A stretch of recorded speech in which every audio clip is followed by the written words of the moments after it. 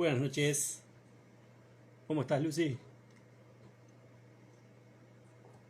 ¿Qué tal, Sil? ¿Cómo están?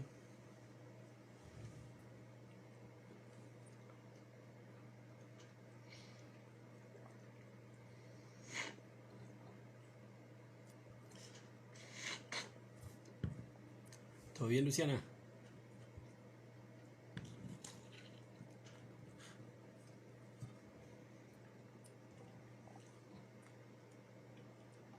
¿Cómo han pasado la semana?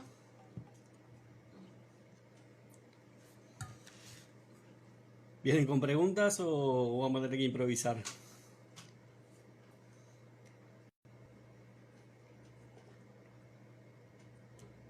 Bien, bien, bien.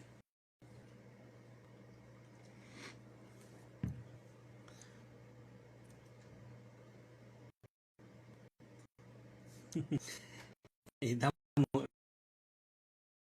estamos intentando, ¿no? Sí, mantener el mate vivo. Ya ahora estoy borrado. Bueno, arrancaremos entonces con algún temilla ahora cuando se sume un poquito más de gente. Gracias a ti, Nora, por estar. Cuelizada, ¿cómo estás? ¿Estás bien? Permítame un segundo, voy a prenderme.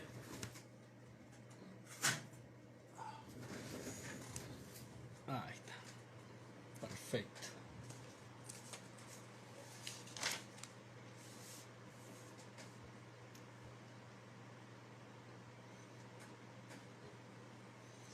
Bueno, ya somos 7, 8. En cualquier momento estaríamos arrancados.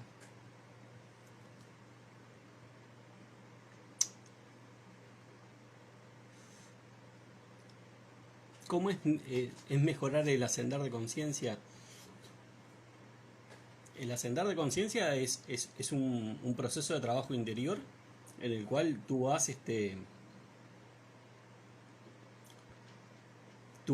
reconociendo lo que sos, tu origen, ¿no? Y vas reconociendo el estado en el cual estás, el momento, digamos, en el cual estás parado. Yo no sé si el término real o el término exacto es ascender. A mí me gusta mucho el término expansión de conciencia. Este, Porque la expansión identifica la integración de cosas nuevas, ¿no? O sea, de dimensiones nuevas de nuestra conciencia. Este, es necesario para el proceso de expansión de conciencia, digamos, poder identificar, digamos, todas aquellas cosas que pertenecen hoy a nuestra conciencia, a nuestro estado de conciencia, pero que de alguna forma están paradas en el viejo paradigma, ¿no? En la vieja forma de pensar, de actuar y de sentir. Y esas son las que hoy no están deteniendo muchas veces, ¿no? O están implicando que nosotros tengamos algunas dificultades para manejar deliberadamente. Entonces, cuando nosotros tenemos ese, digamos, principio de despertar, lo que empezamos a hacer es darnos cuenta dónde estamos ubicados en términos de estado de conciencia y hacia dónde queremos ir. Es a partir de ahí que nosotros empezamos el proceso de trabajo interior con el expandir de conciencia, que es un proceso de autoobservación, que es un proceso de cambio de creencias, de cambios de forma de pensar, de cambios de hábitos emocionales. Durante ese proceso lo que nosotros vamos obteniendo, digamos, es cada vez mayor claridad en cuanto a cómo funcionamos nosotros y de qué forma debemos funcionar para poner, digamos, todos nuestros dones a nuestro servicio y manifestar en forma deliberada. Bien. Les voy a pedir que las preguntillas que haya, que las pongan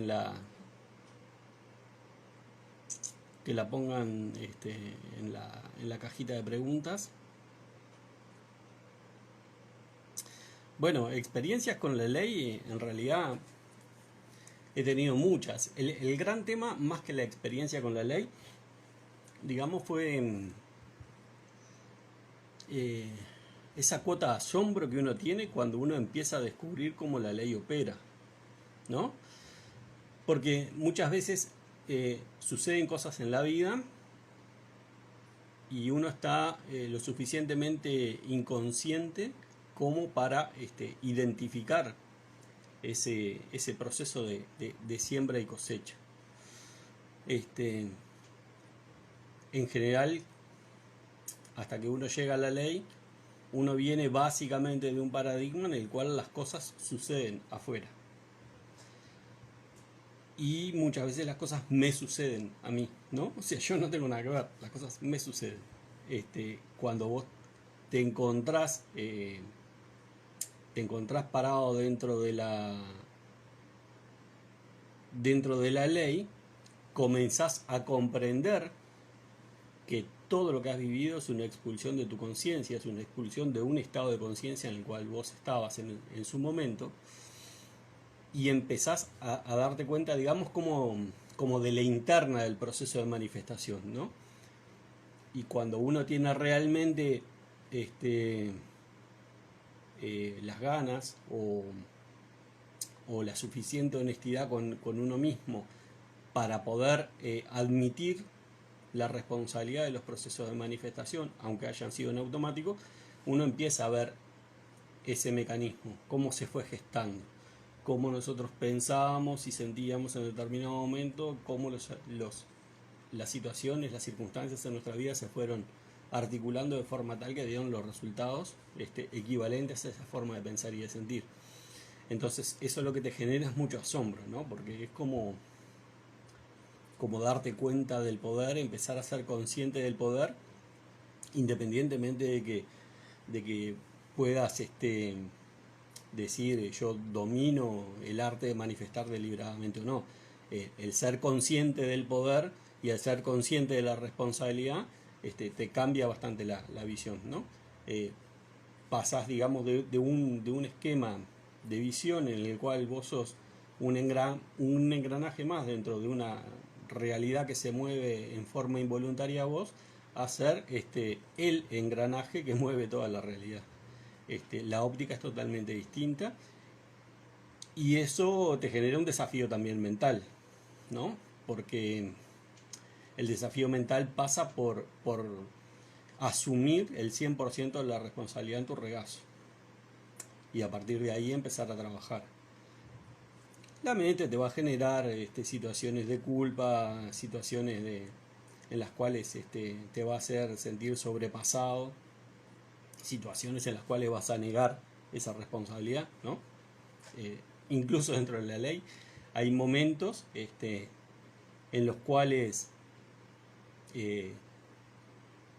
se tiene todavía ese mecanismo de pensamiento en el cual el otro me hace o las circunstancias me hacen, ¿no? Y volvemos al viejo patrón, ¿no? Hoy justamente estaba leyendo, me crucé con un versículo de la Biblia, que es Lucas 22:40, lo tengo anotado porque me iba a olvidar, que dice, Lucas 22:40 dice, y cuando llegó a aquel lugar les dijo, orad para que no entréis en tentación. Y me quedé pensando y reflexionando un poco de eso, porque en definitiva este versículo lo que está hablando es del enfoque, ¿no? Dice, orad para que no entréis en tentación. Y si yo me voy, porque me fui a partir de este versículo, me fui a la definición que nos habían dado en la Biblia también de lo que es orar, Marcos 11:24 nos dice, lo que desees cuando ores, cree que lo recibes y lo recibirás. Entonces, si Lucas me está diciendo que debo orar para no entrar en tentación, y Marcos me está diciendo que cuando oro, lo que creo que recibiré, lo que creo que recibo, lo recibiré, lo que me está diciendo en realidad es que la tentación, digamos, es la vuelta al viejo hábito, ¿no? La tentación es la vuelta al lugar común, al lugar común de la facilidad, al lugar común, digamos, de la distracción, ¿no? El orar es mantenerme en el estado asumido, es abundar en que aquello que estoy deseando, que estoy asumiendo, ya está manifestado en mi vida. Y eso lo que nos exige es un enfoque, es un nivel de enfoque. Entonces, el enfoque es muy importante porque la cantidad de distractores que nosotros tenemos en el día a día es impresionante. Y la mente tiene ese impulso permanente, ¿no? De llevarnos al lugar conocido, de llevarnos al lugar donde se siente cómoda, de llevarnos al lugar donde de alguna forma está confortable, porque es absolutamente seguro para ella. Entonces, la importancia del enfoque, que tiene que estar apoyado en la perseverancia, que tiene que estar apoyado en la disciplina, en la dieta mental, en la conversación interna, es fundamental. Es fundamental. Porque es, digamos, apostar a nuestro mundo interior, apostar a que las situaciones que hemos definido como estados asumidos son las situaciones que se van a concretar en nuestra vida, ¿no? Y ahí lo podemos enganchar con lo que decía Neville, cerrar los sentidos a la realidad. Cerrar los sentidos a la realidad implica que hoy yo voy a estar viviendo un marco de realidad que va a estar negando lo que yo estoy asumiendo. Entonces, cuando yo cierro los sentidos a la realidad, lo que estoy haciendo es negar esa negación que tengo en la realidad, de que eso no existe, y aferrarme a lo que yo creo que es el proceso de creación, que es mi estado manifestado, pero construido desde los mundos invisibles, construido desde mi adentro. No existe, digamos, una posible manifestación afuera si no hay una manifestación primero adentro. ¿Bien? Entonces, para mí es muy importante el tema de mantenernos, digamos, enfocados en cuanto a nuestro estado y empezar, porque también es una cuestión de hábito, empezar a relativizar el afuera, sabiendo que la única verdad es la creación desde adentro. A ver, vamos a empezar a...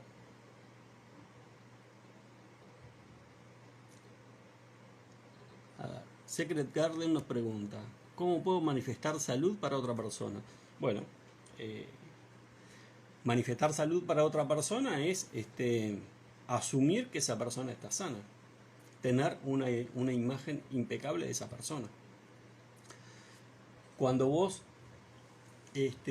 reconoces que la persona no tiene, o está enferma, o tiene una dolencia, o no tiene salud, justamente estás dándole, digamos, fuerza y le estás dando potestad a la carencia. ¿No? Cuando vos visualizás a esa persona en términos de una salud perfecta, es cuando vos desacreditas la existencia de esa carencia. Por consiguiente, se debería manifestar la plenitud en salud de esa persona. No podemos, digamos, es lo mismo, digamos, que veníamos hablando, ¿no? El tema del enfoque, el tema de la atención. No podemos estar parados en dos estados que son diferentes, ¿no? Lo que debemos de hacer, o estamos con la atención focalizada en la carencia, o estamos con la atención focalizada en la abundancia, ¿no? Es aquella la historia de Daniel cuando lo tiraron al foso de leones, ¿no? Él le da la espalda a los leones que en el caso simbólico representaban los problemas, y se vuelve a Dios, ¿no? Que es la inexistencia de problemas. Entonces, el reconocimiento de la situación problemática, digamos, es el enfoque en la carencia. Cuando nosotros, hoy justo publiqué un post que hablaba de eso, que hablaba sobre el tema de Jesús, que decía que Jesús, para trascender las carencias, lo que hacía era dejar de reconocerlas y considerar, o sea, enfocarse en lo que era su unión con el Padre, ¿no? Y el enfocarse en la unión con el Padre, lo que significa es el reconocimiento de la energía que nos provee todo. Y eso implica la abundancia total. en cualquiera de los sentidos que lo quieras ver. Entonces siempre el enfoque es el mismo, ¿no? O sea, cuando yo tengo algo que no quiero ver, no le sigo dando energía, no le sigo dando atención, sino que me enfoco en lo que yo quiero. ¿Bien?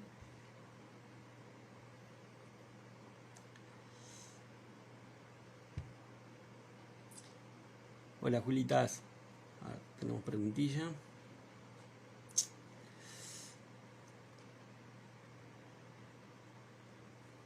Bueno. Lucy Matielo nos pregunta, ¿es expansión de conciencia reconocer un contraste? El contraste en realidad es un proceso de expansión de conciencia, sí, porque es comenzar a identificar tu conciencia de hoy. ¿Bien? O sea, Neville nos dice, todo lo que forma parte de nuestra realidad es una expulsión de nuestra conciencia. ¿Bien? Entonces, cuando yo vivo en automático, cuando yo vivo, digamos, sin ser consciente de la ley, lo que me pasa en general es que yo no relaciono lo que pasa afuera con lo que pasa adentro. No veo una correlación. ¿Bien? Entonces, pasan cosas afuera que reflejan estados internos, que reflejan dimensiones del autoconcepto, pero como yo no tengo, digamos, ese nivel de atención o ese nivel de conciencia, y como no las puedo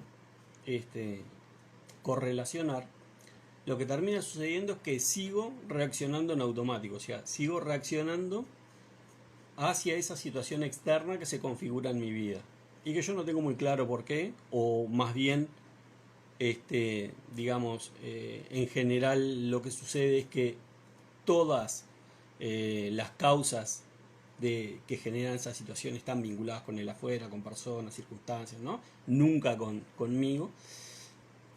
Entonces yo no le encuentro una correlación directa.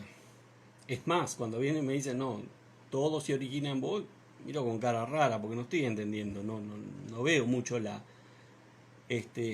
vinculación que hay. Cuando yo comienzo el proceso de despertar y comienzo a abundar en la información de que mi realidad es mi conciencia expulsada, y empiezo a darme cuenta de esas relaciones y empiezo a darme cuenta de esas correlaciones que hay, empiezo a tomar conciencia de lo que está pasando adentro mío. Empiezo a tomar conciencia de lo que es las dimensiones de mi autoconcepto. Esa primera aproximación lo que empieza a hacer es despertar nuestra atención a ese vínculo, ¿no? Entre afuera y adentro, afuera y adentro. Y los contrastes no dejan de ser eso. Los contrastes no dejan de ser una situación del afuera que nos está informando cómo venimos operando en el adentro. Entonces, cuando a mí se me presenta un contraste, yo sí tengo que decir, es parte del proceso de expansión de conciencia. ¿Por qué? Porque yo estoy teniendo la posibilidad de darme cuenta de eso. Estoy teniendo hasta la posibilidad de adjetivarlo como un contraste. ¿Bien? En la nomenclatura que manejamos en términos de la ley. Cuando yo lo puedo identificar, puedo cuestionarme, puedo buscar, digamos, el contraste viene a ser como la punta del hilo y la madeja la tengo dentro mío, puedo empezar a rastrear a ver hasta dónde me lleva. Y a partir de eso, comenzar a trabajar en mí. ¿Bien? Entonces, el contraste me trae información de cosas que debo trascender en mí, de cosas que debo corregir en mí, de forma de pensar, de sentir, de creer, que me llevan a actuar de determinada forma, que me generan en la realidad resultados que no quiero. No es más que eso.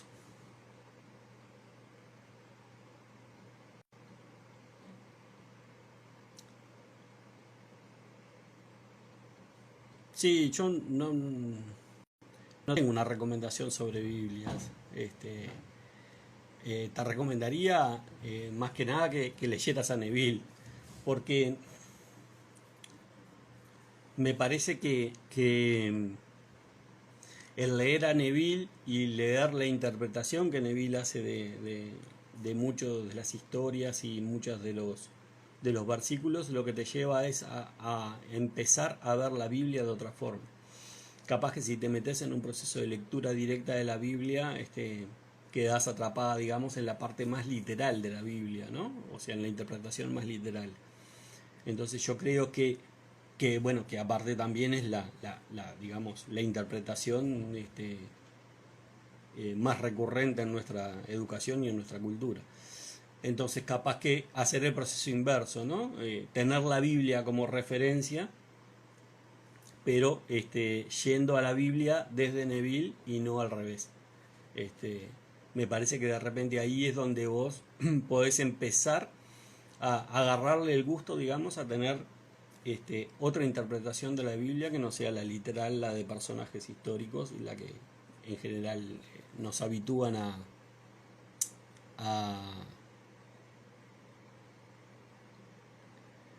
nos habitúan a conocer. Julita me pregunta, Pocho, ¿no eres más feliz desde que conoces la ley? Sí, sí, soy más feliz y estoy metido en más berenjenales también. este, porque, ¿qué es lo que sucede? Digamos, la ley eh, te permite, digamos, muchos niveles de comprensión que te facilitan la vida realmente y te meten en otros berenjenales que pasan por el grado de profundidad que empezás a adquirir sobre tu conocimiento interno, ¿no? Y ahí es siempre una cuestión de arremangarse, ¿no? De empezar a conocerse, de no tener miedo de lo que vas a encontrar y de empezar a trabajar en las cosas que tenés que trabajar.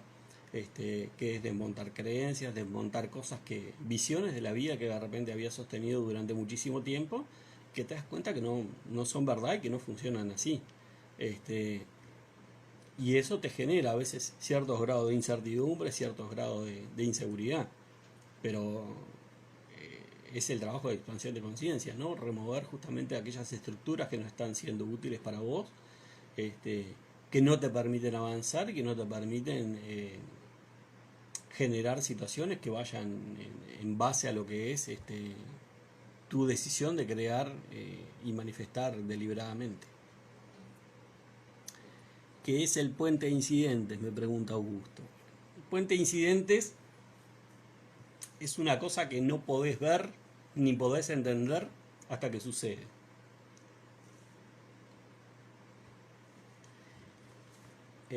Steve Jobs, creo que fue en Oxford, dio una conferencia en la cual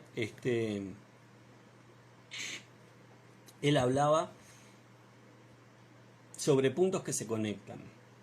Él refería a una cantidad de situaciones que él había vivido en su vida que en su momento le habían parecido como pasos atrás o que tenían la lectura de pasos atrás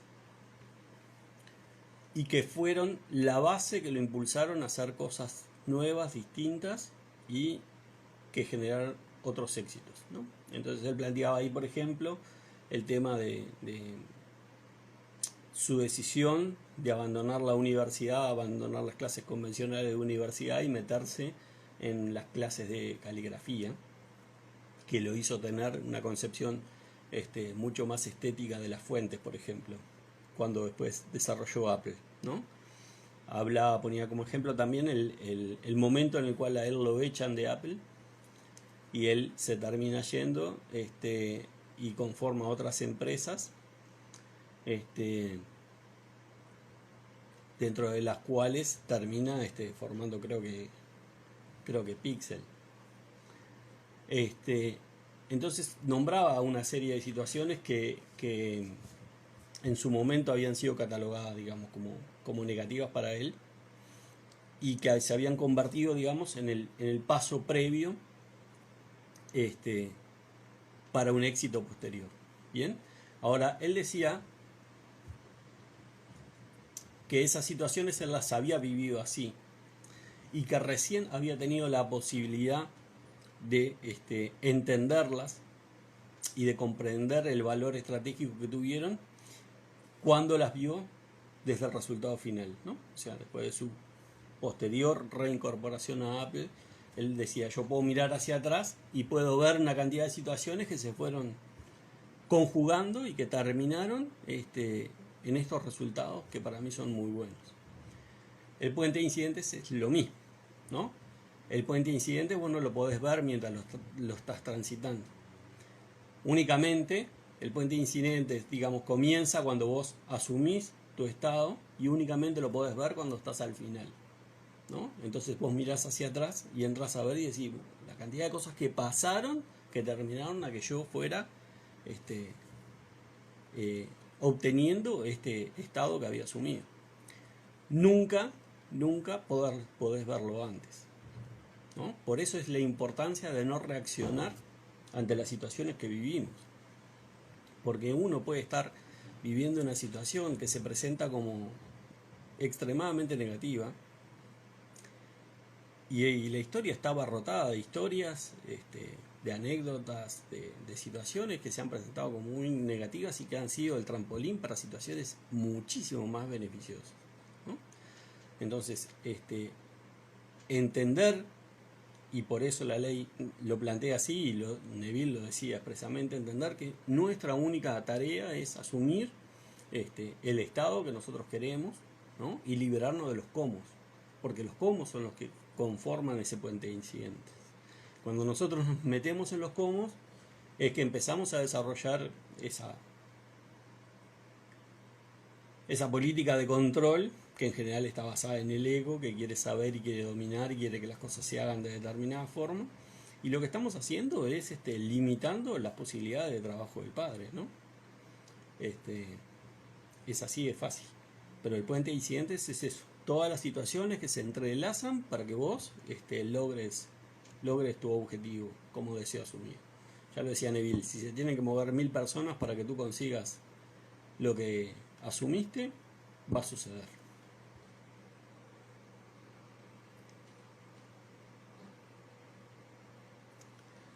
Bueno, tenemos Lore Fernández que dice, para manifestar una persona específica, ¿qué recomiendas? Lo primero que nada, un estado de ánimo excelente, ¿no? O sea, no quedar atrapado en el deseo. ¿Qué es quedar atrapado en el deseo? Hay una línea muy delgada, una frontera muy finita entre el deseo y el estado asumido, ¿no? Cuando yo estoy parado en el deseo, estoy parado en la carencia. Estoy, digamos, manifestando que eso que quiero no está. Cuando yo estoy parado en el estado asumido, estoy parado en la certeza de que eso ya es parte de mi vida. Entonces, las situaciones que provocan el lugar donde estoy parado son absolutamente distintas. Cuando yo estoy parado en la carencia, estoy lleno de ansiedad, estoy lleno de inseguridad, estoy lleno de incertidumbre, ¿no? Cuando yo estoy parado en el deseo asumido, lo que tengo es absolutamente la confianza. Vayamos al caso. Yo no creo que haya nadie que no haya experimentado una relación de pareja, de los que estamos acá compartiendo este video. Cuando vos estás en una pareja y estás bien, bueno, te estás cuestionando si estás en pareja o si no estás en pareja, si dónde estará, con quién estará. Vos tenés la certeza que estás en pareja y ya está. No hay ningún cuestionamiento. ¿Bien? Ese es el estado del deseo asumido. Entonces, lo primero que tenés que hacer es partir de ese estado, lograr y utilizar tu memoria afectiva en cuanto a lo que es experiencias pasadas, de cómo te sentías cuando estabas absolutamente bien con una persona, porque es la misma sensación, ¿no? Y tener claro que es tu deseo, o sea, vos lo elegiste, no hay forma de que no se cumpla. ¿Bien?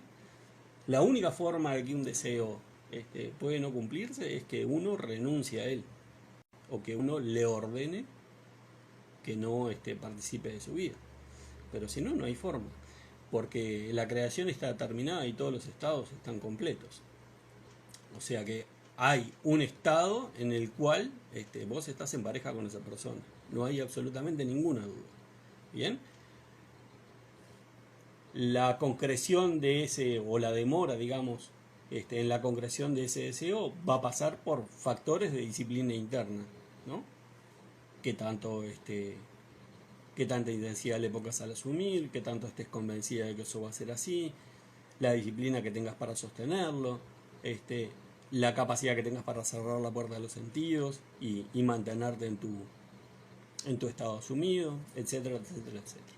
¿Tá? Pero es un proceso de trabajo interno. No tiene más dificultades que la manifestación de un café o la manifestación de dinero, de una casa o de un auto. Las resistencias siempre están en nosotros. En realidad el proceso es exactamente el mismo. ¿Bien? Las resistencias vienen por el lado nuestro.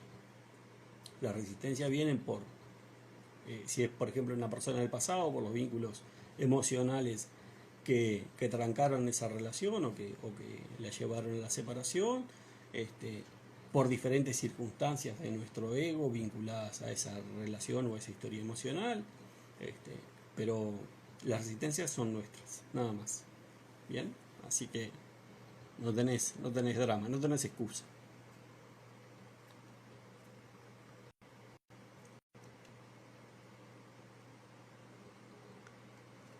Bueno, Graciela nos pregunta, para trabajar la culpa. Para trabajar la culpa lo único que tenés es comprender. Yo te hago esta pregunta, Graciela. Cuando vos estás parada en la ley y entendés que todas las circunstancias son generadas desde tu interior, no podés sentir culpa. Podés sentir responsabilidad, pero no podés sentir culpa. No podés culparte por situaciones que se generaron a partir de un estado de conciencia. La dinámica, digamos, de la creación, la dinámica que nos plantea la ley de Asunción, nos dice, todos los estados están completos. ¿Bien? O sea que un estado de conciencia tiene en su propia naturaleza un componente de acción, de formas de pensar, de formas de sentir y de formas de actuar específicos a ese estado. No es que vos tengas un estado de conciencia y puedes actuar de otra forma absolutamente arbitraria. No. Vos estás, digamos, como atada en tus acciones, en tus pensamientos y en tus sentimientos a ese estado de conciencia.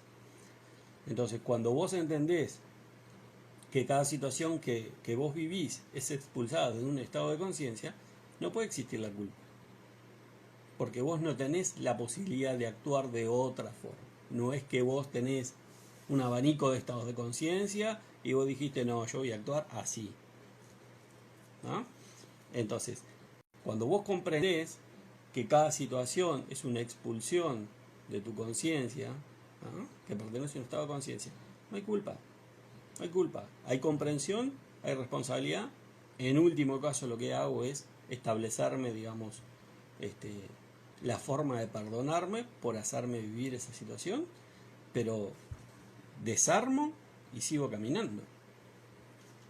Empantanarnos en la culpa, sentirnos culpables, es una cuestión absolutamente del ego, ¿no? Porque lo único que hace la culpa es llevarnos a un estado de victimismo, llevarnos a un estado en el cual nosotros no controlamos la gestión de nuestra realidad. Y eso no es así. Eso no es así. Por eso, digamos, son de esos estados que nos invalidan y que no nos aportan nada positivo. Así que, afuera y bailando.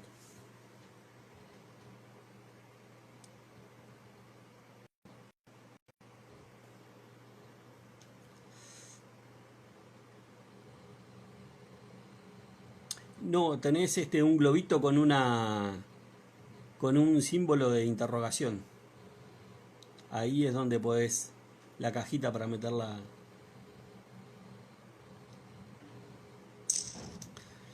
Claro, Julita, es así. El gran tema es que, porque Julita me pone, ay madre mía, Pocho, cuando entiendan que somos poderosos y es lo único que tienen que creer. Claro, el tema es ese, ¿no?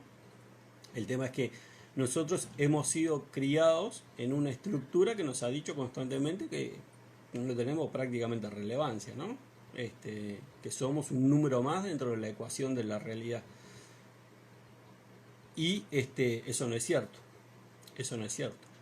Entonces, asumir, digamos, nuestro poder también te genera cierto grado de temor, cierto grado de miedo, ¿no? Pero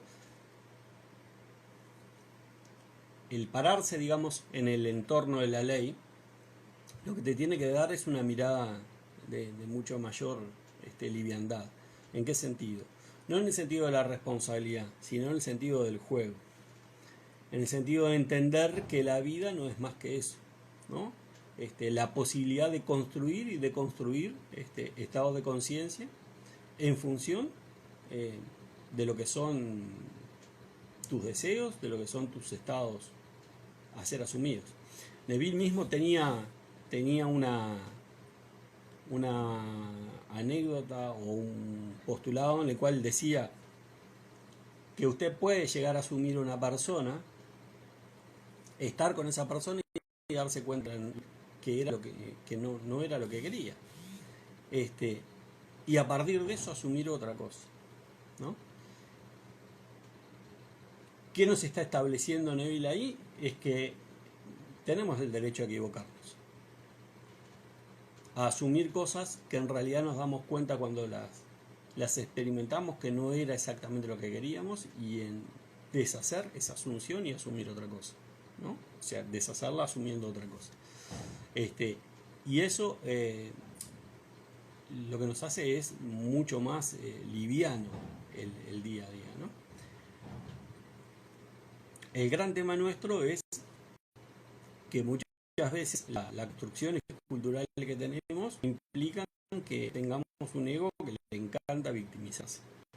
Entonces, cada situación que nosotros vivimos termina convirtiéndose en un drama. Un drama que está apoyado muchas veces por nuestra conversión interna, ¿no? Un drama que está apoyado muchas veces por la mente, que imagina escenarios catastróficos de situaciones que nunca jamás van a suceder, pero que están ahí, ¿no? Y nosotros la estamos viviendo con la intensidad de una realidad inexistente. Entonces, el tema pasa por ahí, pasa por ejercer el poder, dándose cuenta que las situaciones son más fáciles de construir y de cambiar de lo que uno cree en principio, y tener la responsabilidad, pero la liviandad de que estamos acá para experimentar lo que nosotros queremos experimentar, no para cumplir situaciones dificultosas, de sufrimiento, de sacrificio. Todo eso pertenece al viejo paradigma. No tiene mucho sentido que lo estemos ejecutando de la ley de Asunción.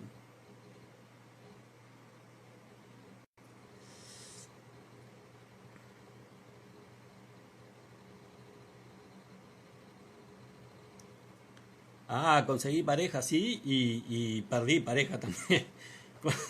Con la ley hice las dos cosas, ¿no? En estado automático hice varias cosas, sí. Tuve alguna puerta giratoria instalada en mi vida, sí.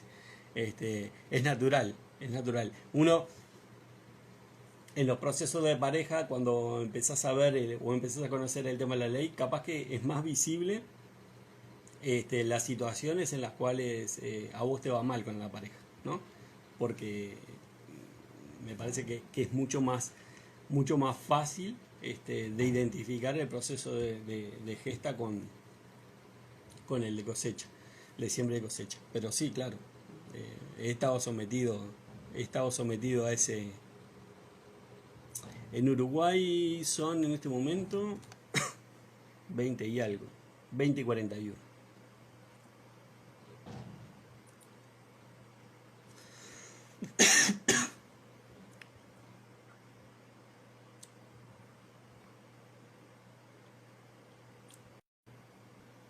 Claro, es que no hay nada es casualidad, nada es casualidad, todo ha sido creación nuestra.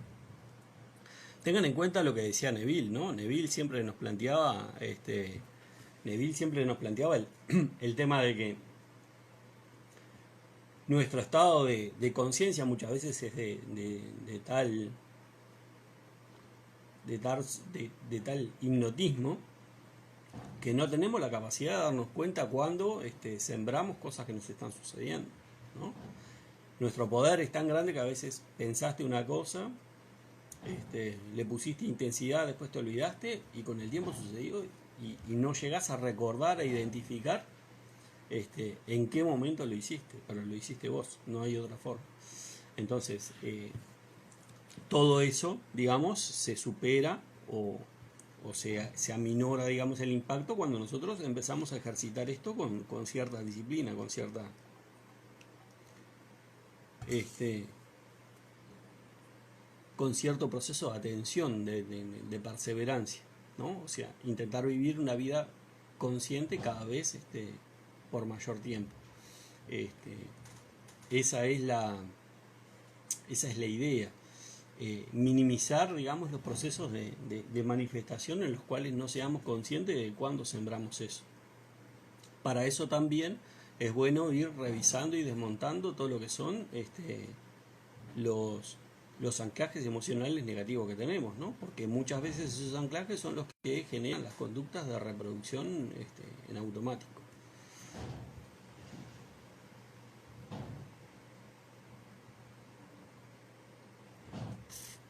¿Tenemos alguna preguntilla más?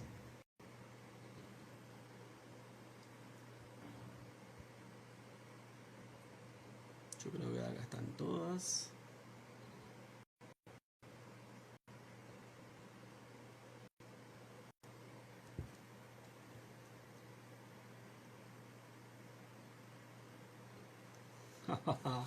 No sabes, Julita, que hoy justamente estuve pensando en eso. No es casualidad. Nada viene a mí sin que el padre lo llame. Julita plantea, dice, Pocho, ¿cómo hablas a tu entorno cuando no está en el mismo estado de conciencia que tú y no lo cree?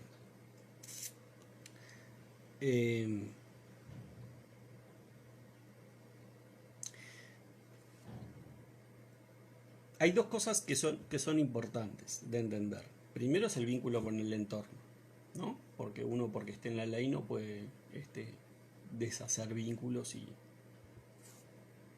y ponerse, digamos, en un pedestal diciendo simples mortales, ustedes no entienden nada, ¿no?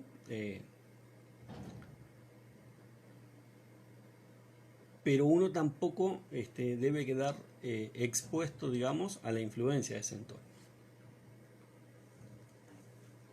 En general, me parece que la conducta más sana es cuando vos tenés un entorno, por ejemplo, negativo, y que obviamente no cree en nada de esto o no considera que lo que vos estés haciendo sea real, ¿no? Uno lo que debe hacer es minimizar, digamos, su participación en cuanto a exponer cosas que no van a entender, ¿no? O que no van a creer, y a su vez cerrar los sentidos con respecto, digamos, a los mensajes o a las creencias que te llegan de afuera, ¿no? Cerrar los sentidos, lo digo en un sentido de no escuchar a la gente, sino de identificar cómo son los procesos, ¿no? O sea, cuando uno tiene un determinado entrenamiento en el tema de la ley, ¿no? Y por ejercicio propio, vos empezás a escuchar a la gente atentamente y empezás a darte cuenta y empezás a identificar, por ejemplo, creencias. Y a partir de eso vos sos la que estableces qué cosas querés que entren y qué cosas no querés que entren en tu pensamiento, ¿no? Es parte, digamos, del ejercicio de la dieta mental. Es la selección de aquella información con la cual yo me quiero quedar porque a mí me conviene. No es aceptar la información al barrer, no es participar, que es una cosa que nos pasa a menudo, ¿no? El ser humano tiene la tendencia para no quedar mal o para no dejar de pertenecer, ¿no? En términos abstractos, digamos, aceptar implícitamente determinadas cosas, ¿no? Entonces te encontrás con un amigo y te dice, qué jodida que está la cosa. Y decís, sí, claro, está jodida. Vos estás aceptando eso como una verdad. Estás, digamos, integrándolo a tu cuerpo de creencias, si no tenés una actitud consciente y atenta. cuando vos estás trabajando en tu atención y estás trabajando en lo que es tu dieta mental, lo que podés hacer es eso, ¿no? Cuando participas de ese tipo de situaciones colectivas en las cuales se establece eso, es entrar a identificar esas creencias y entrar a filtrarlas.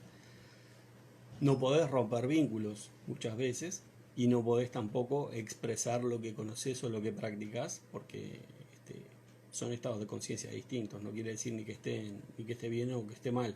Son estados de conciencia distintos y hay determinados estados de conciencia que están tan alejados que no logran un nivel de comprensión, ¿no? O sea, entonces me parece que la forma más sana de participar en esas situaciones es esa: identificar lo que son creencias que se están desarrollando, identificar el tenor de los discursos y no integrarlos. Bien, cerrar, como decía Neville, en ese sentido los sentidos a esa conversación. Bueno, intentaré hablar más alto, Diana.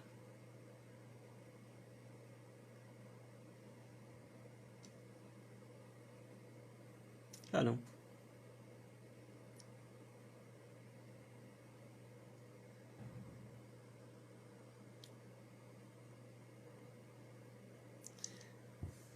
Una creencia no se desarma, una creencia se identifica y se sustituye por otra. Eso es lo que tenés que hacer. Vos no podés desarmar una creencia. La creencia lo que haces es la sustituís por otra creencia. Lo que sí tenés que revisar es el grado de la creencia, ¿no? Porque a veces uno identifica una creencia y te parece que esa creencia es la importante y en realidad hay otra creencia mayor atrás, ¿no? Y si vos desmontás esta, igual la otra sigue existiendo y te sigue condicionando. Entonces ahí lo que tenés que hacer es ir buscando la forma, digamos, de dimensionar las creencias, ¿no? Siempre hay una creencia madre que sostiene a otras, o hay creencias que se apoyan entre ellas, ¿no? Entonces ahí lo que tenés que hacer es trabajo de autoobservación, identificar la creencia que querés cambiar y empezar a preguntar qué hay más atrás. Bien, porque desmontar una sin desmontar la otra no te va a servir de mucho.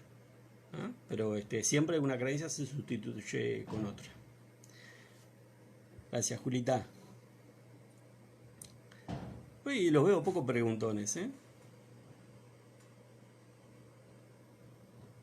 Me encanta tener gente que tiene la vida bastante resuelta.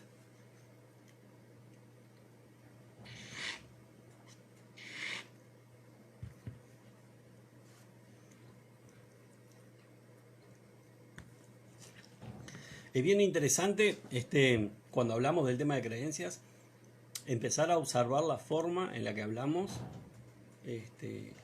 porque la forma en la que hablamos muchas veces expresa, digamos, las creencias en las cuales estamos parados.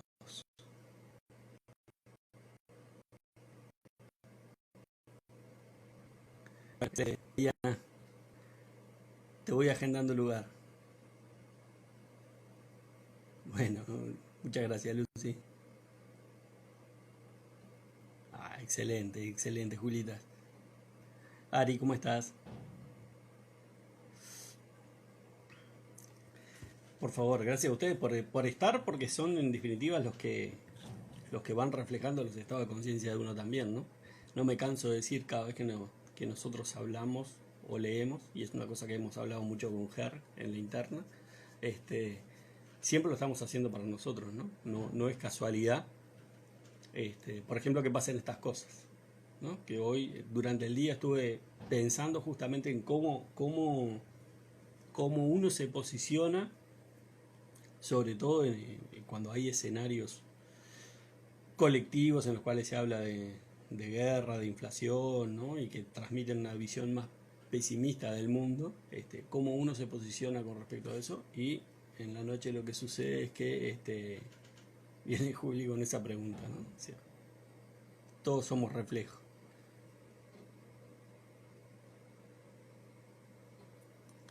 ¿De dónde absorbió Neville lo de la ley? Bueno, lo que está establecido o lo que se cuenta, digamos, en todo el entorno de Neville es que las enseñanzas vinieron de Abdullah, ¿no? Y Abdullah, del cual no se conoce mucha cosa, aparentemente era un cabalista, ¿no? Si ustedes miran y se meten a profundizar en distintas corrientes filosóficas y enseñanzas ancestrales, muchas de ellas coinciden, digamos, en los mismos principios, ¿no? La Kabbalah, algunas cosas del hinduismo, enseñanzas ancestrales de pueblos indígenas, todas más o menos tienen avenidas similares. Así que no es raro, digamos, que este conocimiento esté disperso en distintas culturas e incluso en momentos históricos en los cuales no existía la posibilidad geográfica, digamos, de comunicación, ¿no? Eso es sintomático, es llamativo. Pero todas tienen para mí un mismo tronco originario. Entonces, yo creo que el gran mérito que tiene, la gran fascinación que genera Neville es la capacidad de trasladar conocimientos que son a veces muy profundos y muy abstractos a un nivel de simplicidad de la gente de a pie, como decía Connie Méndez, ¿no? Ese creo que es el gran mérito, ¿no? Porque lleva todo el nivel de profundidad que tiene la ley de Asunción, todo el nivel de profundidad que tiene la comprensión de Dios, la reinterpretación de la Biblia en su esquema simbólico, a lo que es una simplicidad fascinante, porque vos te sentás a leer cualquier conferencia de Neville y se comprenden de pe a pa. Eso me parece bárbaro.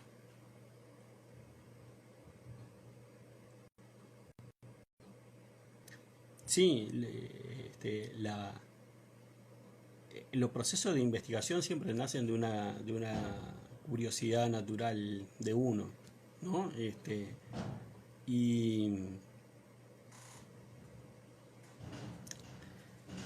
y siempre, digamos, están emparentados por la sed que cada uno tiene, ¿no?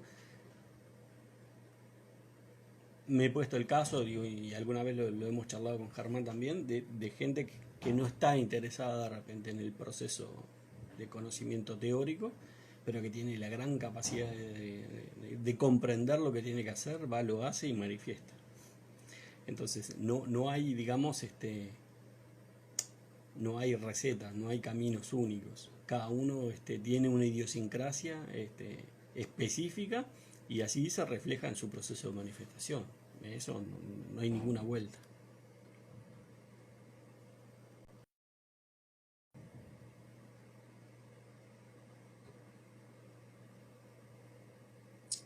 ¿Cómo descubrí la ley? Yo me tropecé varias veces en mi vida con Neville. Yo le he contado en algún vivo. Yo me tropecé hace muchos años atrás con Neville. Lo escuché, me resonó pila, me pareció... yo tengo, digamos, una guía interna que es, cuando escucho algo, tengo un resonar en mí que me da certeza de que eso es verdad o no. Y me resonó como verdad. Pero estaba todavía en un momento de mayor o de mucho dominio de la mente, ¿no? de mi parte más egoica. Y la mente dijo, si bien esto parece verdad, es muy fácil. Esto no puede funcionar así. Entonces me fui por otros caminos, ¿no? Necesitaba como un poquito más de sufrimiento, ¿no? Como que tendría que haber un equilibrio mayor entre sufrimiento y resultados. La vida me llevó, digamos, a determinadas situaciones de crisis bueno, que me trajeron de nuevo a Neville. Cuando pasó una vez, dije, mira vos. Cuando pasaron 2 veces, ya lo entré a mirar con cierto cariño. Y cuando ya vino una tercera vez, dije, bueno, si esto se está presentando en forma reiterativa en mi vida es porque alguna atención está requiriendo. Y a partir de eso fue que comencé, digamos, el proceso de estudio serio de Neville. Ni por asomo pensaba estar en una situación como esta, ¿no? Hablando sobre Neville, compartiendo con otra gente el tema de Neville. O sea, mi proceso, digamos, de estudio de Neville fue siempre un proceso de estudio muy hacia adentro. Pero así fue. Llegué a un momento, digamos, que dejé de ser necio con lo que la vida me presentaba, ¿no? Cuando me lo presenta más de una vez y esto ya no es coincidencia, alguna razón tiene que tener. Y siempre la lectura de Neville, incluso en este proceso de estudio más serio y eso, siempre la lectura o la relectura de Neville te arroja información nueva, ¿no? Te arroja, es un aprendizaje constante a pesar de que el texto es el mismo. Porque en realidad el texto no varía, pero tu estado de conciencia sí. Por consiguiente, cada vez que vos lees a Neville, tenés eso. Tenés una nueva interpretación, tenés un nivel de absorción de información que es absolutamente distinto a lo que venías practicando, y eso eleva tu nivel de comprensión y eleva tu nivel de práctica. Entonces es como una fuente inagotable de información, Neville, ¿no? Y que si vos tenés un poquito de curiosidad y te vas corriendo, ¿no? y entras en la física cuántica, encontrás que dice lo mismo, ¿no? Y que desde el punto de vista científico, que a mí me gusta combinarlo porque bueno, hay gente que está más atada a los legitimadores científicos. Desde el punto de vista científico ratifica una cantidad de cosas que Neville decía desde el punto de vista místico. Si te metes en la neurobiología también, ¿no? Hay todo un soporte hoy de la ciencia de nuevas investigaciones y de nuevos avances a nivel de conocimiento del cerebro y de la flexibilidad y de la neuroplasticidad que respaldan, digamos, todo lo que ha sido el conocimiento místico y metafísico que se ha brindado por años, ¿no? Entonces, a mí me gusta, digamos, abrir el abanico para mostrar que esas cosas que decía Neville, que dice la Biblia, que dicen otras corrientes filosóficas, hoy están teniendo, digamos, una justificación o una formalización a nivel de la ciencia, ¿no? Y eso lo que implica, digamos, es la mayor amplitud para que la gente empiece a despertar, ¿no? Porque esto en definitiva se trata siempre, independientemente de la información, se trata siempre de un proceso interior de práctica, ¿no? Hoy quizás tengamos formas de práctica que son mucho menos estrictas de lo que era antes, ¿no? Las cuales el aislamiento y los retiros eran una forma mucho más común. Hay que aprovechar esas ventajas, porque tenemos todo a la mano. Hoy tenemos el mayor nivel de información y de formación disponible que tuvo la humanidad en su vida.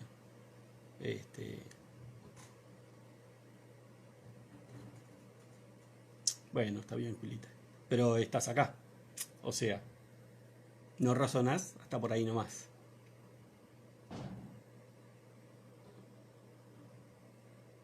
Ahí tenemos otra preguntilla.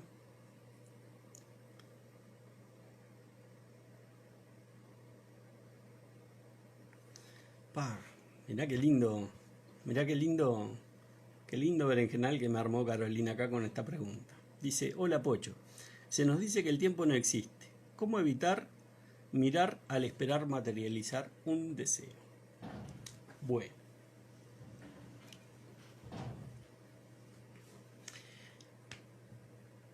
Yo creo que cuando vos estás pendiente del tiempo, este, cuando estás, digamos, en el proceso de asumir un estado, es porque no estás asumiendo el estado concretamente.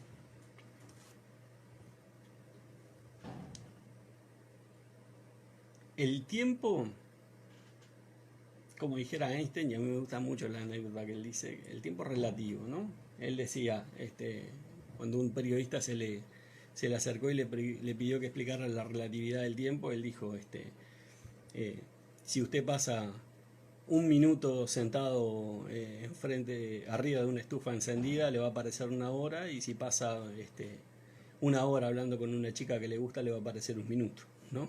Lo sintetizó de esa forma. Este, entonces yo creo que el tiempo está vinculado siempre a tu percepción. Bien, cuando vos asumís un estado y ese estado es, digamos, identificador de que vos eso que querés ya lo tenés, el tiempo no debería ser un factor de ansiedad para vos, porque eso ya lo tenés.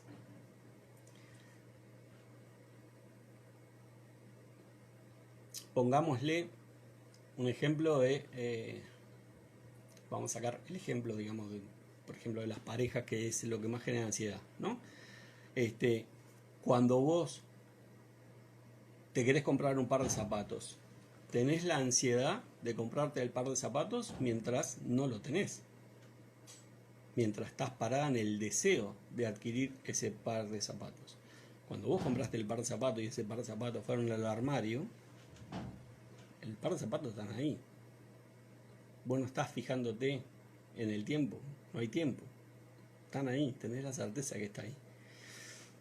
En general, cuando nosotros ponemos la atención en el tiempo y eso termina configurando un factor que nos distorsiona emocionalmente, porque estamos parados en el deseo. Porque estamos mirando afuera a que eso que queremos no pasa. Cuando en realidad lo que tenemos que hacer es mirar adentro y preguntarnos por qué eso no está pasando. Y no está pasando porque nosotros estamos mirando afuera esperando a que pase. Estamos en situación de espera. Lo que tenemos que hacer es, en la medida que nosotros tenemos un deseo, bien, tenemos que empezar a trabajar el sentimiento de que eso ya nos pertenece, de que eso ya es esa certeza.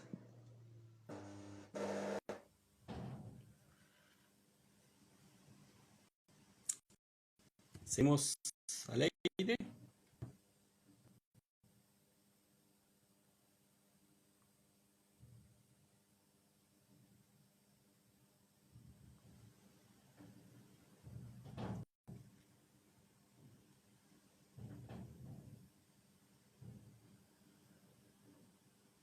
Confírmenme si estamos al aire o no, porque tuve un pequeño corte de luz.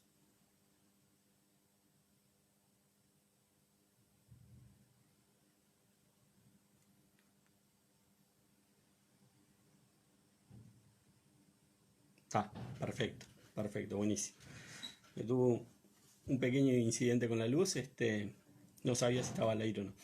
Entonces, el tema siempre es ese, ¿no? Es la línea esa delgada que tenemos entre cuando estamos parados en el deseo, que estamos viviendo desde la ausencia, y cuando vos tenés el estado asumido en el cual ya vos tenés la certeza y la seguridad de que eso existe en tu vida. Cuando vos tenés la certeza y la seguridad de que algo es tuyo, no estás pensando en el tiempo. ¿Bien? Entonces no te desesperes por eso. Vas adentro y corregís. ¿Ah?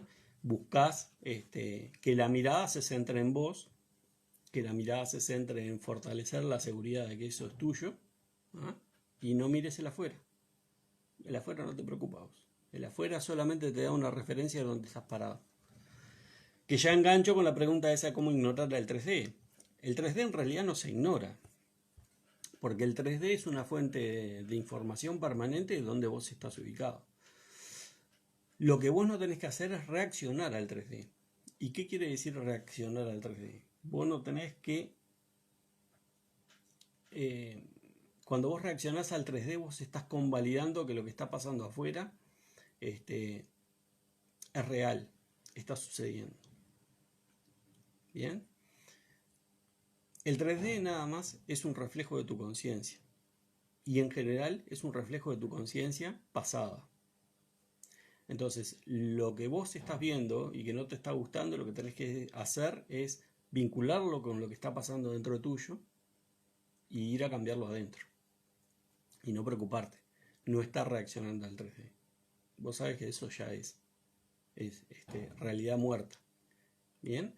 El tema acá central es, Neville siempre nos decía, lo que nosotros vivimos hoy es una expulsión de pensamientos pasados. Bien. Ahora, si yo reacciono hoy a esa realidad, lo que termina sucediendo es que estoy reproduciendo esa misma realidad mañana. Por eso la importancia de no reaccionar y de cambiar mi pensamiento, mi forma de pensar y de sentir en el hoy. Cuando yo cambio mi forma de reaccionar hoy, abro otra puerta que mañana se genere otra realidad. ¿Bien? Pero nunca podemos ignorar el 3D. ¿no? Eso es una cosa que hay que sacársela. Hay que dejar de demonizar al 3D. Se ha hecho como una suerte de muletilla de que el 3D hay que ignorarlo, de que el 3D es malo. ¿A dónde vas a vivir las cosas que querés vivir? ¿A dónde? ¿A dónde vas a tener la pareja? ¿A dónde vas a tener la casa? ¿A dónde vas a tener el auto? No hay otro lugar que el 3D. Entonces, no hay que demonizarlo. Hay que entender que eso es una fuente constante de información. Es nuestro GPS interno. ¿Bien? Nos está diciendo constantemente dónde estamos parados. ¿Bien? Entonces, el tema es bien claro. Cuando yo veo cosas que no me gustan, me voy adentro. Vinculo y entro a indagar. ¿Cuál es el reflejo que está generando eso? ¿Qué parte de mí está provocando ese reflejo que a mí no me gusta y es lo que yo tengo que cambiar?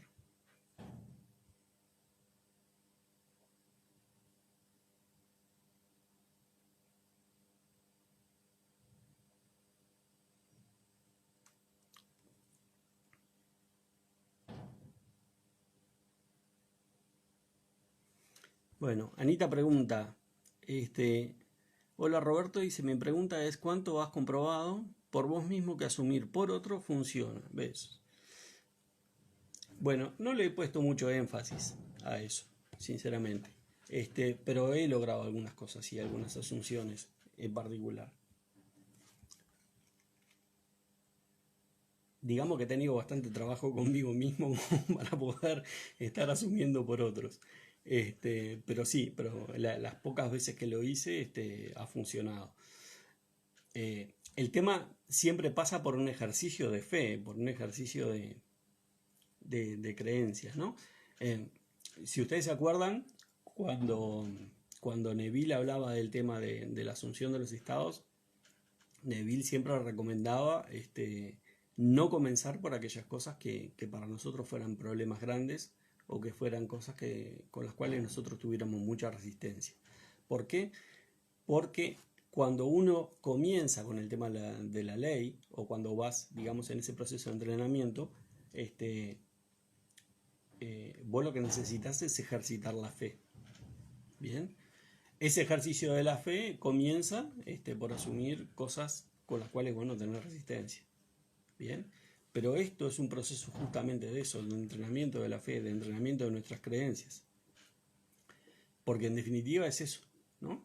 El asumir, digamos, por otra persona está muy supeditado también a que vos creas que va a funcionar o no. Porque toda la realidad es una expulsión de tus creencias. Entonces, si vos, por ejemplo, tenés la creencia de que funciona para vos, pero que vos no tenés la posibilidad o no tenés la capacidad de asumir para otra persona, no lo vas a ver expulsado en tu realidad. O sea, vas a intentar asumir y no va a suceder. ¿Por qué? Porque en definitiva se está manifestando una expulsión de tu creencia, que es que vos no crees en que vos puedas asumir el estado para otra persona. ¿Bien? Pero que funciona. Es así. El tema siempre está en uno, ¿no? Neville decía, cuando uno tiene un estado asumido y uno no ve que la afuera se mueva, no hay que echarle la culpa a la afuera. Es uno que está teniendo una resistencia que no permite que la afuera se mueva.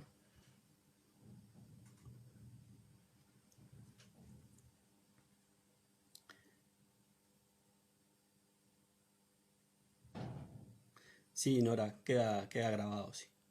Sí, sí. Estoy incluso, bueno, empezando a desarrollar el canal en YouTube y estoy pasando los videos, los vivos de Instagram, colgándolos en YouTube. Este, porque está bueno, sí, escucharlos un par de veces a veces. Yo por lo menos me escucho. Este, por favor, Anita. Siempre hay una lectura distinta, cuando uno los escucha.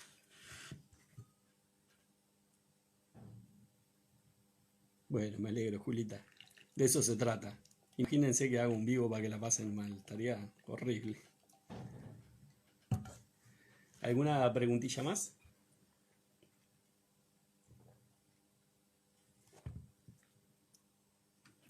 Vamos a ir encendiendo la máquina.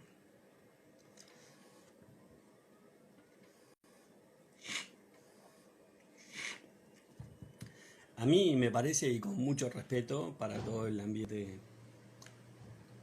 de gente que difunde la ley, que hay algunos clichés que hay que trascender, ¿no? Como ese, por ejemplo, de la 3D. Hay cierto encono, cierta mala fama mal ganada por la 3D, ¿no? A mí yo no resueno ni me parece que sea real, porque no hay otro lugar donde vivir, ¿no? O sea, no hay una cuarta o quinta dimensión donde uno pueda ir a vivir esto que quiere manifestar acá. Entonces, demonizarlo, eh, generarte esa sensación o esa creencia de que siempre está en contra tuyo, me parece un despropósito. Me parece que es mucho más fácil generarnos, digamos, eh, la visión de que es un reflejo permanente que nosotros tenemos, ¿no? Porque eso, digamos, cuando vos lo ves como un gran espejo que te está reflejando constantemente lo que sos, lo que te permite es estar atento, digamos, al reflejo, ¿no? O sea, a ver, por ponerlo de esta forma, si vos estás parado enfrente a un espejo y empezás a hacer monerías, vos esperás que el reflejo se mueva de la misma forma que vos te movés, pero estás atento, ¿no? Si el reflejo se movió de otra forma, corriste de ahí, ¿bien?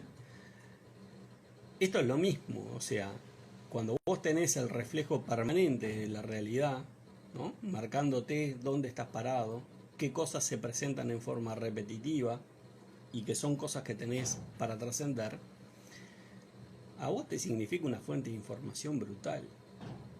Imaginemos lo contrario, imaginemos que no tuviéramos eso, que anduviéramos por la vida haciendo cosas, intentando manifestar cosas y que no hubiera nunca una devolución de la vida de en qué tenemos que trabajar. Sería caótico, sería absolutamente demencial.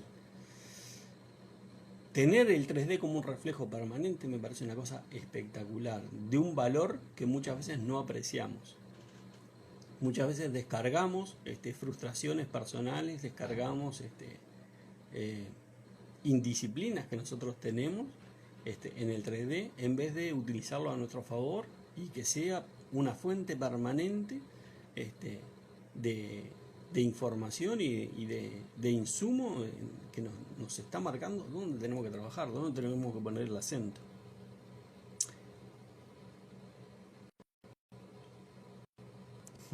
Gracias, Coca.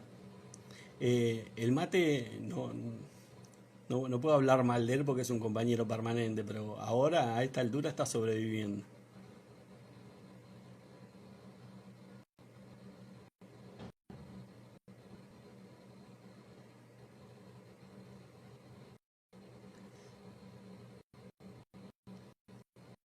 Eh, Soy gratitud tú planteas, dice, ¿es cierto que cuando una puerta se cierra, otra se abre, o es un consuelo?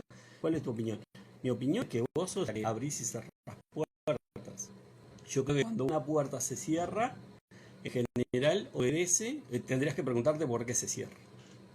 Primera cosa, ¿no? Porque, por ejemplo, una puerta se puede cerrar por un proceso de autosaboteo. ¿Bien?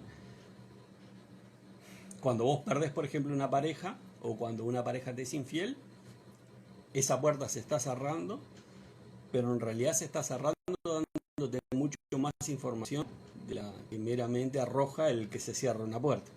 O sea, te está diciendo que vos tenés un proceso de valorización, tenés un proceso de no reconocimiento, que implica que en tu realidad se presente una situación en la cual esa persona puede elegir a otra persona por encima tuyo. ¿Bien? Entonces, siempre que una puerta se cierra, me da información. Siempre que una puerta se abre, me da información. Yo no creo en esos mensajes positivos que aparecen a veces que dice cuando el universo te cierra una puerta te abre 3 ventanas. No, yo quiero la puerta. O sea, el tema es darme cuenta por qué se cierra la puerta, ¿no? Y lo planteé en el tema de la pareja porque de repente es lo más visible fácilmente, pero se da también mucho a nivel de tema trabajo también, ¿no? En el tipo de trabajos a los que accedes o cómo a veces se cierran la puerta de determinados trabajos que tenés. Yo creo que siempre hay un reflejo, tanto en las cosas que se cierran como que se abren, hay un reflejo de lo que es tu conciencia. El tema es interpretar cuál es el reflejo al cual se está refiriendo la situación.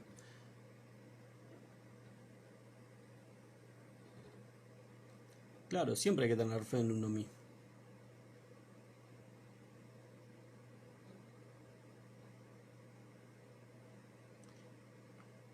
Es que no es no creer en tu poder, porque en realidad el 3D, digamos, es un reflejo de vos. El tema es concederle poder al reflejo, ¿no? Es pensar que el reflejo es más importante de lo que sos vos, que es también consecuencia directa de nuestra formación, ¿no? Nosotros hemos tenido un proceso cultural en el cual la realidad siempre fue como muy difícil de cambiar, la realidad siempre había que ir a cambiarla afuera, ¿no? Por eso hemos vivido el siglo pasado con una suerte de protagonismo de movimientos sociales en los cuales, o casualidad, siempre la conciencia y la parte espiritual estuvo excluida, ¿no? Pero siempre, digamos, el cambio era un motor de trabajo en el afuera y nunca en el adentro, ¿no? Si no estoy equivocado, y pido disculpas si lo estoy, había una frase que decía Ho Chi Minh, que fue el padre de la revolución vietnamita, que decía: lo difícil no es hacer la revolución, sino lo difícil es revolucionarse uno mismo, ¿no? Y bueno, es un poco por ahí. El gran tema, digamos, no es trabajar afuera, sino es trabajar en uno mismo. Ahí es donde vienen la buena parte de nuestros cucos. Y uno de los cucos que también se nos genera es el tema de dejar de pertenecer, ¿no? Porque si bien hoy estamos en una situación de mucho mayor apertura y mucho mayor aceptación del trabajo interno, siempre el mirar hacia adentro fue como una situación en la cual te miran raro, ¿no? Que es un poco lo que veníamos hablando hoy, ¿no? Cuando uno participa de determinadas experiencias o participa de determinadas modalidades de pensar, no siempre es comprendido por su círculo más íntimo, ¿no? Y hay una necesidad establecida en el ser humano, que es la necesidad que, bueno, es una necesidad muy primaria, ¿no? Pero que es la necesidad de pertenecer. Eso yo creo que tiene origen, digamos, en nuestro proceso cavernario, ¿no? En el cual la no pertenencia, digamos, a un grupo o a un clan significaba de hecho la muerte, ¿no? Por el entorno hostil. yo creo que reminiscencias de eso están todavía instaladas en nuestro cerebro reptiliano. Y, y creo que eso nosotros tenemos hoy socialmente la necesidad de eso. Me parece que en eso se apoya las modas, por ejemplo, para imponerse, ¿no? La necesidad de pertenencia que tiene el ser humano.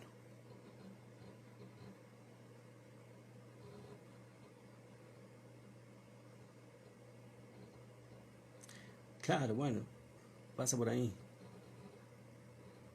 Vaya tranquila, Diana.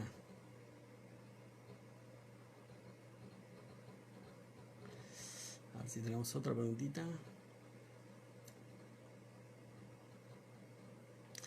Bueno, Nora nos trae un testimonio que dice: gracias Pochito, dice: yo asumí por una señora salud perfecta en su segundo cáncer y tuvo una gran recuperación.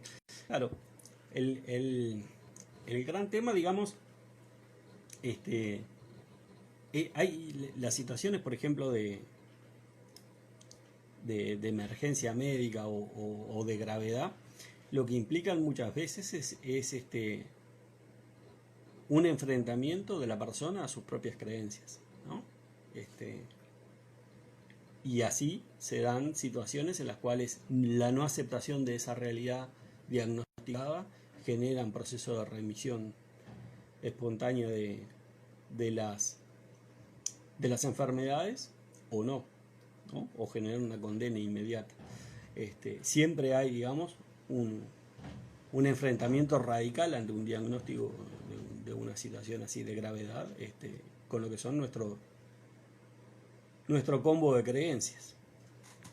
Y ahí está implicado muchas veces la actitud que vos asumas ante esa situación, ¿no? Hay gente que queda absolutamente abatida y se entrega, y hay otra gente que no acepta eso y tiene se revela ante ese diagnóstico lapidario, ¿no?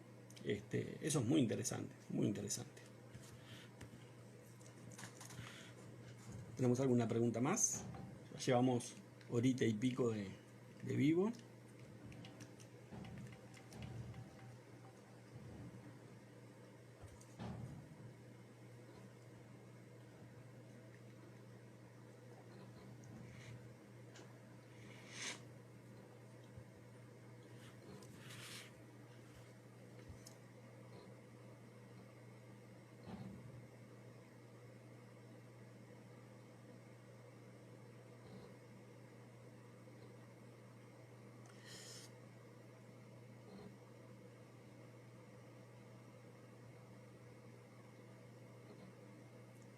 Bueno, en el caso de que comenta soy gratitud, hice un trabajo, perdí, bueno, ahí es un poco lo que te decía, siempre hay un reflejo de nosotros, ¿no? Ahí tendrías que empezar a autoobservarte un poco el tema, ¿viste? De cómo es el tema del merecimiento, revisar un poquito la historia de los últimos trabajos que has tenido, cuáles han sido las condiciones, cuál ha sido la paga, cómo te sentías con respecto a eso. Siempre hay un vínculo directo a lo que a nuestro autoconcepto, ¿no? La realidad no puede reflejar una cosa distinta a lo que yo creo que soy. Entonces, cuando yo tengo situaciones en las cuales pierdo un trabajo o tengo condiciones que no son las apropiadas, está hablando básicamente del tema de la valoración que yo tengo con respecto a mí mismo, o de las posibilidades o de lo que yo creo, digamos, que puedo conseguir. Bien, pero siempre está vinculado a mí. Por eso está bueno el tema de la autoobservación.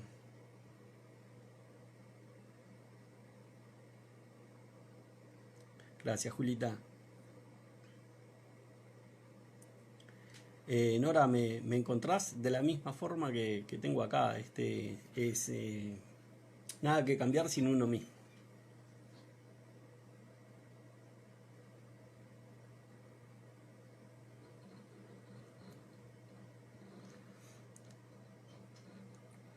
Ale nos dice: por ahí me confunde el no hacer caso a los sentidos y la 3D. A ver, voy a intentar ser claro. porque es cierto que no es una situación que quede muchas veces clara. Cuando hablamos de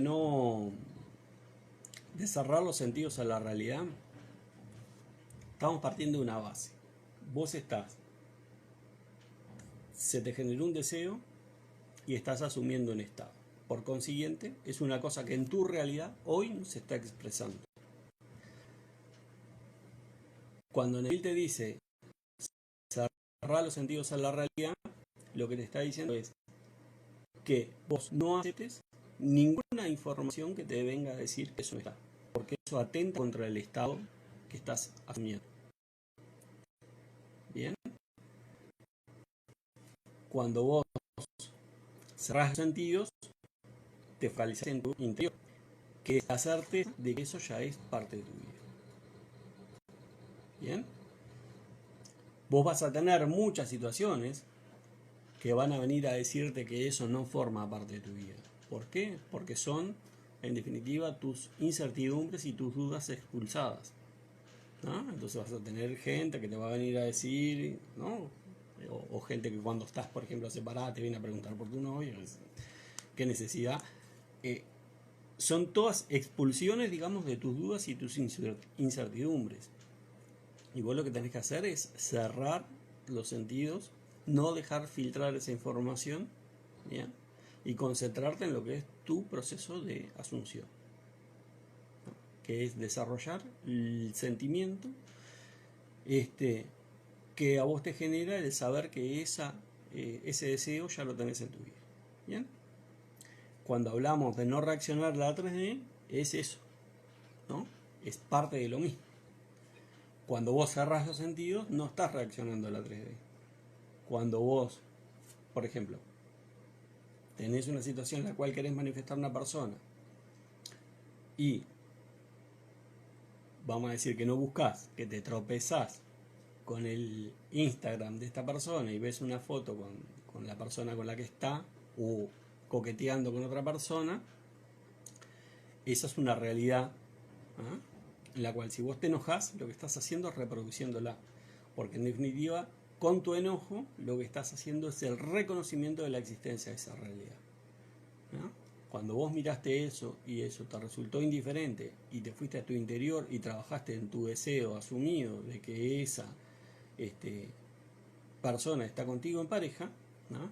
Es cuando vos estás cerrando los sentidos a esa realidad, no estás reaccionando a ella y estás trabajando en vos. ¿Bien? Espero haber sido claro.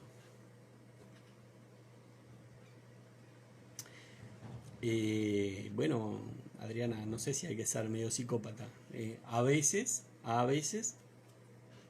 priman los deseos de arrastrarnos un poquito en el fango de la victimización. ¿Por qué? Porque es una zona cómoda, calentita, que el cerebro conoce muy bien y que nos genera cierto placer también, ¿no? No hay que desconocer que el sentirnos víctima tiene sus recompensas, ¿no?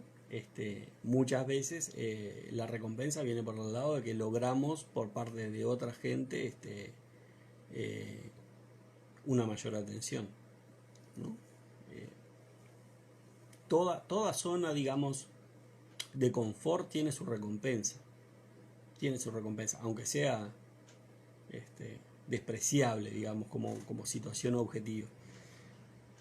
Pero la zona de confort tiene, digamos, el objetivo de establecer nuestra zona segura, ¿no? Nuestra zona de movimiento absolutamente continentado y seguro.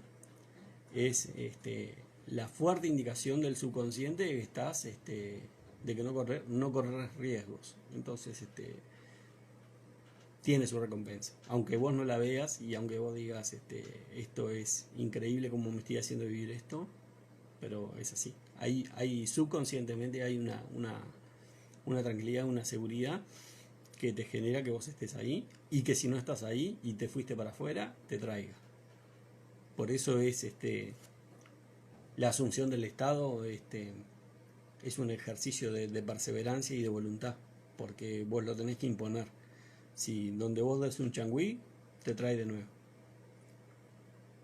Hay una película que es una película animada que se llama The Croods, que la recomiendo que la miren, y que la miren desde el punto de vista, digamos, de la ley, ¿no? Porque se trata de una familia cavernícola en la cual el padre, digamos, funciona como el Estado, como el viejo Estado, ¿no? Como el viejo hombre. Entonces, cualquier situación nueva que se presenta en el clan, ¿no? Sobre todo tiene gurises chicos y los gurises quieren explorar y eso, el padre dice peligro, peligro y todos para la cueva, ¿no? Que es bien la estructura de volver al viejo Estado, de volver a la zona de confort.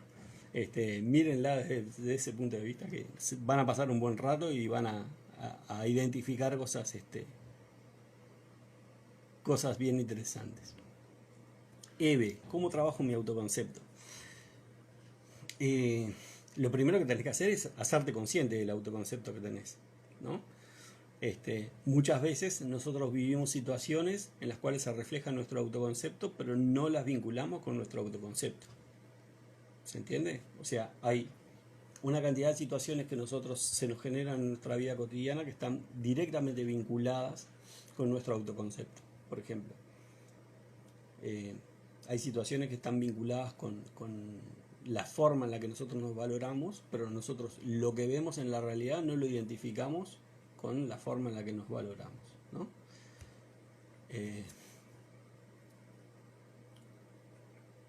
No quiero recurrir de nuevo al tema de la pareja, pero de repente son de los más visibles. Cuando vos estás en pareja con alguien y esa persona te trata en forma indiferente o te ignora, ahí lo que vos estás reflejando es, de alguna forma, no sentirte valorada, no sentirte reconocida. ¿Bien? Vos de repente no lo estás identificando eso, vos estás viviendo esa situación y decís, la puta madre no me da pelota. ¿Ah? ¿Pero qué estás mirando? Estás mirando nada más que el efecto, no estás buscando la causa. Entonces, lo primero que vos tenés que hacer es empezar a reconocer tu autoconcepto actual, cómo se está expresando. ¿Bien? Porque no podés trabajar algo que no conoces.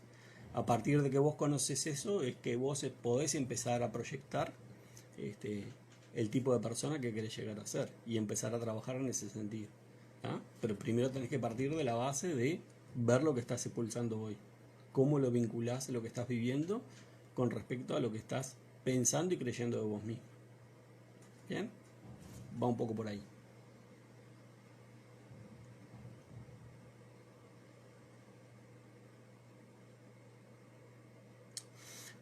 Bueno, acá hay... Yo no creo en realidad no creo que salgas de la zona de confort. No creo en eso. Lo que creo es que vos expandís tu zona de confort, ¿no? Es como que empujás los límites de la zona de confort. Porque la zona de confort, digamos, es siempre el estado en el cual tu subconsciente se siente seguro. O sea, no podés salir de una zona de confort porque perderías todo norte, ¿no? Entonces, para mí lo que hay es una integración de cosas nuevas a tu zona de confort, entonces experimentás una zona de confort mucho más amplia. Creo que a veces las cosas se ponen mal o están un poco peor cuando uno empieza a tener un mayor estado de conciencia sobre los procesos, ¿no? Y no sé si se ponen peor, en realidad estás teniendo otra percepción sobre el proceso y a veces eso te lo hace identificar como que está peor. Pero es como hablábamos hoy sobre el tema del puente de incidentes, ¿no? O sea, va a depender siempre de la percepción que vos le des.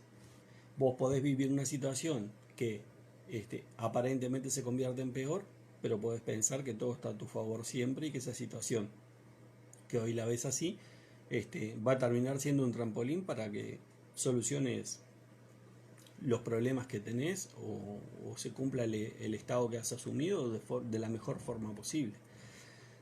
Cuando vos definís una situación como peor, en realidad lo que estás haciendo es aplicando, digamos, un juicio, una percepción de tu nivel de creencias y de tu nivel mental, ¿no? Pero los caminos del Padre son inescrutables.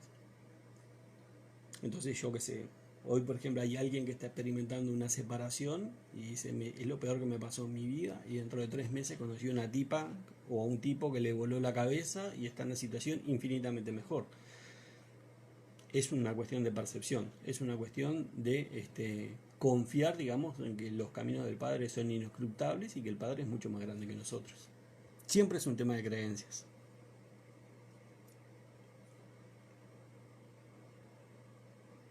Claro, claro.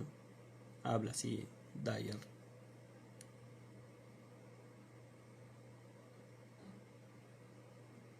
Bueno, perfecto.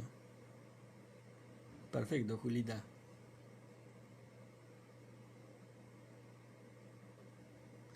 Es impresionantemente ilustrativo, ¿sí? Incluso si no lo mirás desde la zona de confort, si lo mirás desde perdón, si no lo mirás desde la ley de Asunción, la película de Crotz, si lo mirás nada más que por un tema de autosuperación personal, es absolutamente ilustrativo ese choque que hay siempre entre lo conocido y lo por conocer, ¿no? Que en definitiva termina, termina siendo, digamos, la valentía que vos tenés para lanzarte a nuevos desafíos, ¿no? Hay una frase de Galeano que a mí me gusta mucho que dice, uno es tan grande como el desafío del que enfrenta y tan chico como el miedo del que siente, ¿no? Porque es así. Cuántas veces los desafíos son absolutamente divinos y el miedo es el que nos paraliza y que nos impide y nos sabotea asumir situaciones nuevas.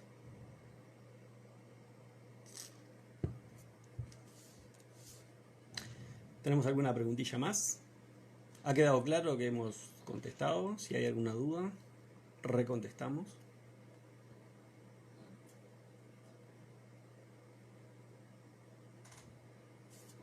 Ya llevamos 1 hora 40 de vivo.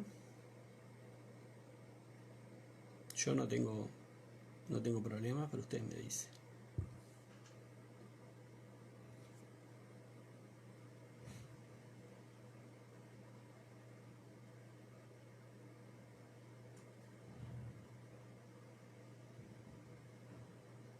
Bueno, ya veo que está todo más o menos contestado, más o menos entendido. Así que si les parece bien, dejaríamos el vivo por acá. Y nos estaríamos encontrando la semana que viene. A disfrutar, vamos a ver si podemos disfrutar de un mate mejor que este, porque la verdad que hoy es un sobreviviente. Muchas gracias, gente, por participar, y la semana que viene nos estamos viendo nuevamente. Hasta luego.